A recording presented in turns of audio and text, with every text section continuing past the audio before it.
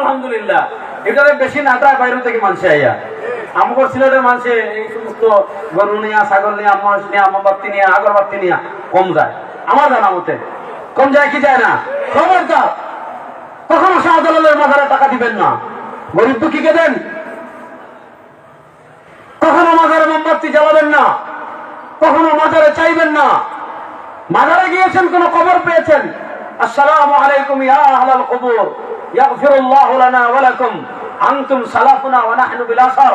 আপনি কুল হুয়াল্লাহ 3 বার পড়বেন, পরে ইনশাআল্লাহ সব করে দিবেন।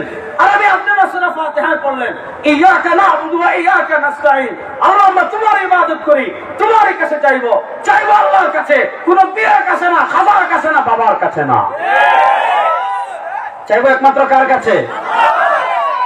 ও তিনটা পুরা করে পিছনের রান্নামাতি বলেন, চাইবো একমাত্র কার কাছে? আল্লাহর কাছে। এবার বলেন, আমাদের রব কে? বলেন, আমাদের রব কে? এই সমস্ত চলে আমাদের ধর্মে। আপনি চিন্তা করেন, গাঞ্জা খায়, গাঞ্জা। একজনে বলছে, একজনে সাংবাদিক জিজ্ঞাসা করেছে 5 আগস্ট করে, গাঞ্জা খান কেন? বলছে গাঞ্জা খাওয়া জায়েজ। বলছে কি গাঞ্জা খাওয়া জায়েজ? তো সাংবাদিক অবাক হয়ে গিয়েছে, কারণ এরকম ফতোয়া তো আল্লাহর জীবনে কেউ বলে নাই যে গাঞ্জা খাওয়া জায়েজ। তো যুক্তি দিছে কি? জিজ্ঞেস করছে, ভাই এরকম ফতোয়া তো শুনি নাই, গাঞ্জা খাওয়া যে জায়েজ, দলিল কি? সে বলছে, গাঞ্জার গাছকে আমি বানাইছি, গাঞ্জার গাছ তো আল্লাহ সৃষ্টি করেছেন, সুতরাং আল্লাহ যেহেতু সৃষ্টি করেছেন, আমার খাইতে সমস্যা কি? এনে যুক্তি, দলিল বুঝছেন? গাঁজা তো একটা গাছ থেকে বানায়, গাঁজার পাতা থেকে বানায়। আপনি যদি রাঙ্গামাটিতে যান, আপনি যদি খাগড়াছড়িতে যান, আফিম চাষ করে, আফিম, ওই আফিম থেকে গাঁজা বানায়।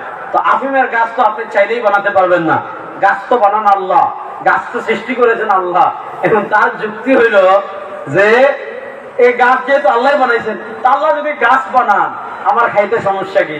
তখন আমাকে যখন জিজ্ঞাসা করেছে, আমি তো এখন কুকুর যেমন মুকুরটা এমন দিতে হবে, এখানে তো কোরআন হাদিসের ওয়াজ করলে হবে না।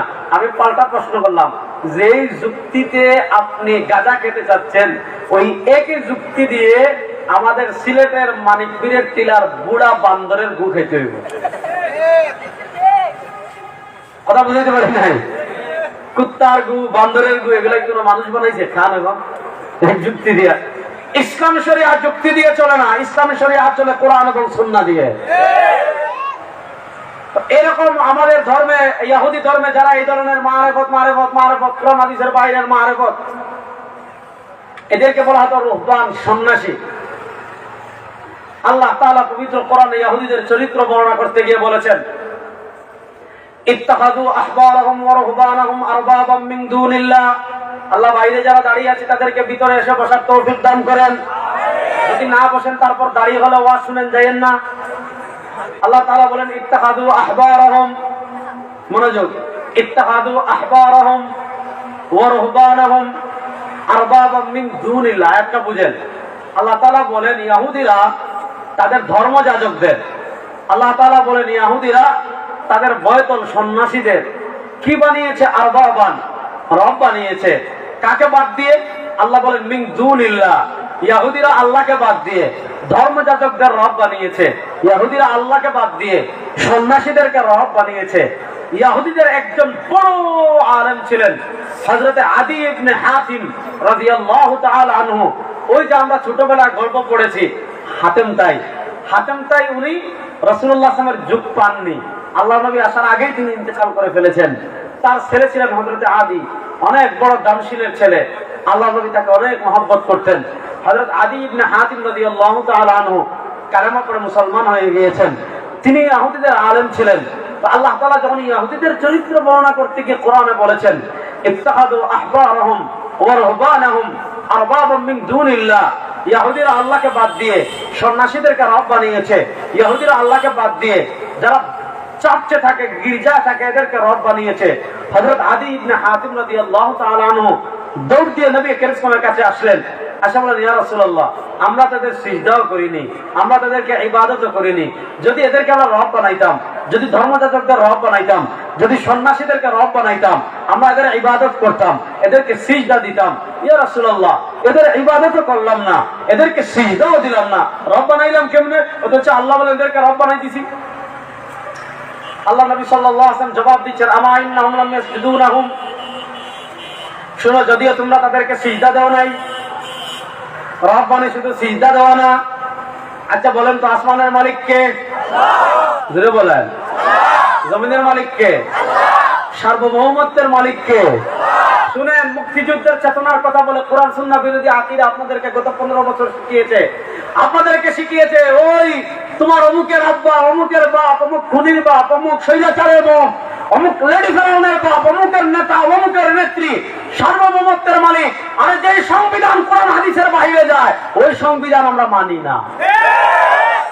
আমাদের ঈমান, আমাদের ঈমান সার্বভৌমত্বের মালিক কে? আল্লাহ। জয় বাংলাদেশ কইতে এয়ারপোর্ট থেকে মনে হইতো না না, 5 মাস আগে হয়তো যুবক হলে এখন আল্লাহ নাম আরো আসতে বলুন তো সব বেশি হইব, ঠিক না? বলেন সার্বভৌমত্বের মালিক কে? যুবকরা দিয়ে হাত তোলো, বলো সার্বভৌমত্বের মালিক কে? তাহলে সার্বভৌমত্বের মালিক যদি আল্লাহ হন, তাহলে আল্লাহর জমিনে আইন চলবে কার? বলেন আল্লাহর জমিনে আইন চলবে কার? আইন হলো 2 প্রকার। যেমন আপনি আইন করছেন এখানে গাড়ি পার্ক করবেন না, এয়ারপোর্ট আইন করছে আপনি লাইটের বা প্রাইভেট কার ঢুকাইলে ফিস দিতে হয়। আমার ফ্লাইট একদিন দেরি, পাশে একটা 4 হোটেল আছে না এদিকে মামা, আমি ওখানে দেখলাম মানে চা খাইয়ে দেয়, গাড়ি রাখছি 50 টাকা দোকান। এই যে আইন করেছে, আপনি গাড়ি রাখলে, যেমন আপনি আইন করেছেন এখানে পেশাব করিবেন না, আপনি আইন করেছেন এখানে গাড়ি রাখিবেন না, আপনি আইন করেছেন এখানে ময়লা ফেলিবেন না, আপনি আইন করেছেন এখানে গাড়ির হরন দিবেন না, আপনি আইন করেছেন এখানে থুতু ফেলিবেন না, আপনি আইন করেছেন এখানে বাজার নিয়ে বসবেন না, আপনি আইন করেছেন এখানে বাইক রাখবেন না। এই আইনগুলো আপনি করতে পারেন, সমস্যা নেই। কিন্তু যে আইন আল্লাহ কোরআনে দিয়ে দিয়েছেন, আবার বলি, কিন্তু যে আইন আল্লাহ কোরআনে দিয়ে দিয়েছেন, আবার বলি, কিন্তু যে আইন আল্লাহ কোরআনে দিয়ে দিয়েছেন ওই আইন পরিবর্তন করার ক্ষমতা হাসিনারও নাই, মুজিবেরও নাই, খালেদা জিয়ারও নাই, তারেক জিয়ারও নাই, মোদিরও নাই, ট্রাম্পেরও নাই, ফেরাউনেরও নাই, আবু জাহেলেরও নাই। আল্লাহ যে আইন নিয়েছেন ওই আইন পরিবর্তন করার অধিকার দুনিয়ার কোনো বাদশাহের নাই। আপনি মুক্তিযুদ্ধের চেতনার কথা বলে কোরআনের বিরুদ্ধে আইন করবেন, সংবিধানের দোহাই দিয়ে কোরআনের বিরুদ্ধে আইন করবেন। মুসলমান ঐক্যবদ্ধ হয়ে যান, যুবকরা ঐক্যবদ্ধ হয়ে যান। ওই মুক্তিযুদ্ধের চেতনার কথা বলে যারা দেশ থেকে হাজার হাজার কোটি টাকা চুরি করেছে, ব্যাংক ডাকাতি করেছে, শেয়ার বাজারে ডাকাতি করেছে, রিজার্ভ ডাকাতি করেছে, আমার রাষ্ট্রকে দুর্নীতিতে চ্যাম্পিয়ন করেছে, হাজার হাজার কোটি টাকা পাচার করে বিদেশে বেগম পাড়া তৈরি করেছে,